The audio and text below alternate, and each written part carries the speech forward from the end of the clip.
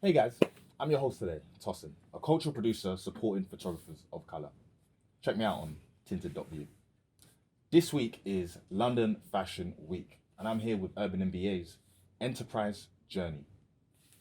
Today, we're talking to the amazing fashion designer, Latoya London.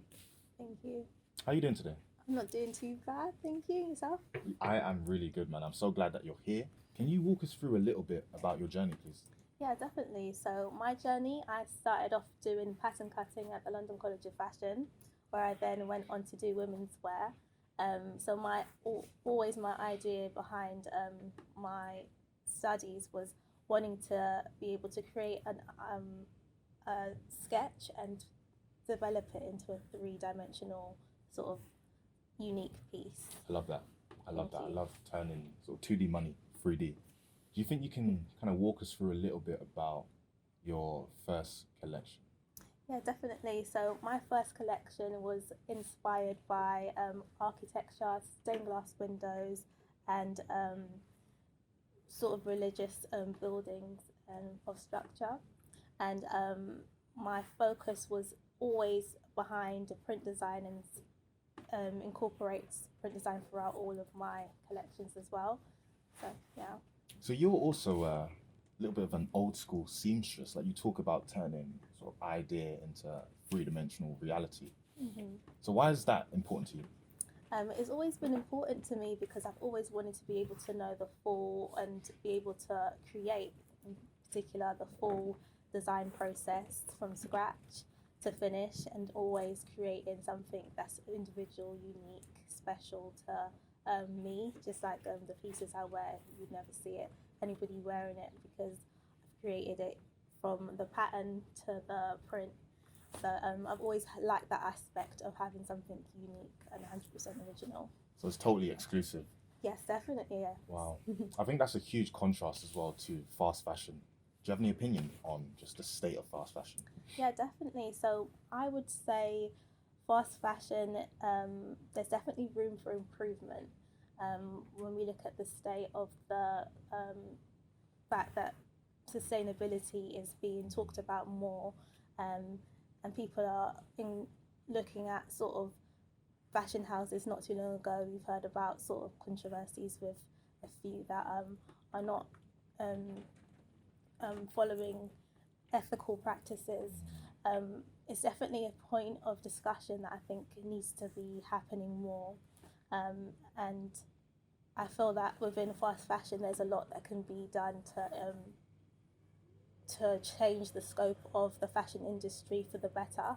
Um, so we've got like the revolutional rent, the a retail sort of phenomenon that's coming in on now, and that's all things that are helping to improve the fast fashion industry. So I definitely think there's definitely room for improvement. There's definitely more room for discussion about it, and I think these things are happening and changing. So I think positive things are coming from looking into the negatives, I guess. No, absolutely, absolutely. And consumers are more concerned about what happens behind closed doors Yes, than what they're seeing on the website. definitely I agree. think this month as well, there's been some big news in sort of British retail. Like ASOS have recently acquired the failed brand from Arcadia's group. You know what I mean? Like Yeah. Top Shop, Top Man, Miss Selfridge. What are your thoughts on the future of that space? My thoughts on the future of the space of like the high street brands moving into the digital realm is only that it's going to continue to evolve. It's going to continue to be more positive. Lots of fashion sort of brands and within the fashion industry, they are looking to the digital realm to evolve as well. So I think there's going to be a lot more impact around how things are, the customer experience is perceived. Well, I think it's really interesting that you mentioned the tech side of fashion, and I think there's so many different ways to look at the tech. Um, I'm really interested in the tech behind your work. Can you show us through some of the design process, please? Yeah, So here we are. Walk us through your pre-spring summer collection. yes, so definitely. So my inspirations behind my pre-spring summer collection is based on architecture. It was also based on buildings and stained glass windows. that was Wow. the focus behind the print. I'm seeing it. I really do see it. Did you try Thank and you. kind of like stay true to the colours of the stained glass windows? Oh, definitely. So the colors is definitely a key aspect when it comes to developing research in print design. Is in any sort of design environment, it's really important to be able to look into color. There's at the start of every year, there's always predictions from Pantones about the color of the years, and these always trickle into the high street and the high end fashion. So this year is supposed to be grey and yellow, which is supposed to be the colours of the year, and it's supposed to reflect also around our environment, and it's supposed to signify the hope and light, as well as sort of what's happening with the greys within our climate as well. So yeah, Wow. it's always a big focus when it comes to print. That's really powerful, and I think kind of pushing that message of hope and light during these times is a really important thing to do. What did you actually print that on? The material is printed on neoprene, so that was the for this collection. That's sort of a big thing that I've printed most of my designs on.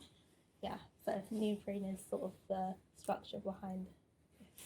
And so you kind of walked us through a bit of like the research process where you're kind of spending a bit of time doing mood boards and connecting to the colours that are kind of meaning a lot of the year.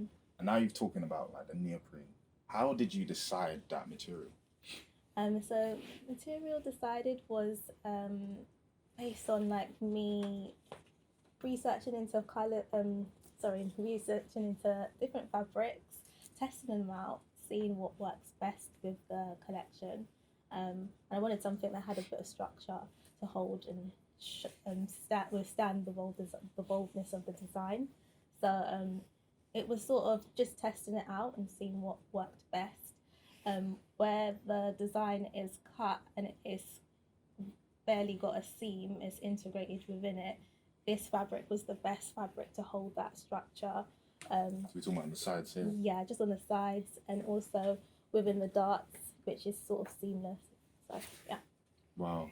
Yeah, it is very much kind of hidden in the fabric. Yes. Was that like intentional? Did it take a while to actually get to that iteration? Yeah, definitely. So there's a thing that we start off doing when once we've got our fabric, once we've got even before we've got our colour, we sort of looking into toiling and the process of developing the shape and silhouette. So that was something I wanted it to be seamless, sort of streamlined structure, simple but yet effective. So that was definitely what intentional behind creating it with a baby lock stitch along it, so it looks really flush. So from pre-spring, summer to spring, walk us through the second collection. So my second collection's inspiration was really focused around our current climate, and I was just looking back into sort of new beginnings, being grounded, back to basics, the essentials. So looking at nature was a key focus for me, because that to me is being grounded, and my prints are reflected by that in the animal prints and the natural sort of prints that flow throughout the spring summer collection. So I really enjoyed working on it, and I enjoyed the silhouettes and shapes behind it all. So it's a completely different fit. Yes. I would say the last one, did it fit a lot tighter? Like, how would you describe that? Yeah, so in terms of the last collection, things were a bit more close fitted in terms of the fabric, because it was neoprene, so neoprene's quite structured. And for this collection, I wanted it to be more easygoing sort of a style. So that's definitely a different sort of change in terms of fabrication. And throughout this collection as well, the fabrics are completely different as well, exploring stretch fabric as well. So that's my focus more. Yeah, the colours are really popping and matching Leslie's lips. Like, how did you decide those colours? So the decision for the colours were based on looking into nature and mainly focusing on the prints. This in particular was a tortoise print. Wow. Thank you. And so that was sort of the focus, the browns and the a black sort of being grounding colours as well. So that was my focus behind this collection. Yeah, it sounds like a wise choice from Wise Animal, if you know what I mean. And I'm curious about this design down here. This design feature I really thought was a nice way to sort of accentuate the woman's figure, and it was it's carried out throughout the other sort of designs as well. So yeah, definitely a nice feature as well on the collection. And you say it's consistent through the other designs as well. Is it going to stay the same size? Does it appear in like bigger formats in other designs? It stays in the same size, but one's positioned on the arm or sort of on the neckline. So it sort of varies in size in terms of where it's positioned, really. So for everyone out there that is eager to buy this, tell them, when is it going to release? It will be released for spring, summer, so definitely keep your eyes out. Definitely have a look on my website, Latoya LDN, and just keep up to date, and it should be launching very soon. Wow. And I just had a quick question as well, based off all of your designs. So, I mean, do you design fashion for yourself, or do you do it for the people? That's a good question. So I would say I, as a designer, definitely design for myself. However, it's a bit of both, because I initially take my own inspirations and create my ideas, and then I sort of get opinions and do research into what people's opinions of them are.